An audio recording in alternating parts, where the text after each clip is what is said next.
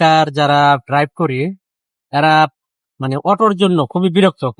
আমার গাড়িতে প্রায় সব দিকেই শুধু এই অটোওয়ালারা স্কেচ ফেলেছে। এদের জন্য মনে করেন আমরা রাস্তাঘাটে অটো ঠিক প্রাইভেট ঠিক মতো চালাতে পারি না। আর আমার গাড়িতে অনেক সমস্যা হয়েছে।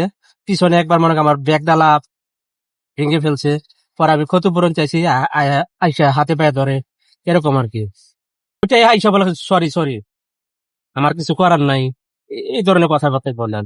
ক্ষতিগ্রস্ত ধরেন আপনার একবার রং করতে হলে মানে স্কেচ যদি পড়ে তাহলে 5 থেকে 6 হাজার, আর ফুল গাড়ি পেন্টিং করতে গেলে 50-60 হাজার এরকম।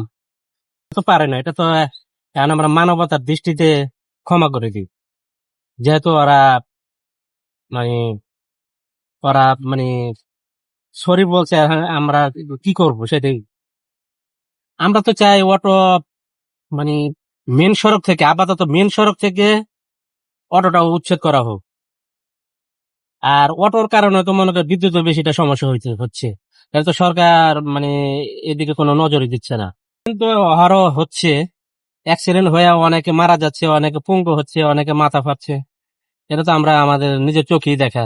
আমি একদিন নিজে অটো উঠছি, ওঠার পরে পুরা অটো উল্টে গেছে। আমি মনে করেন দৌড় দিয়ে মনে করেন আর এক ওয়ালের সাথে যে হাত দিয়ে ঠেক দিচ্ছে।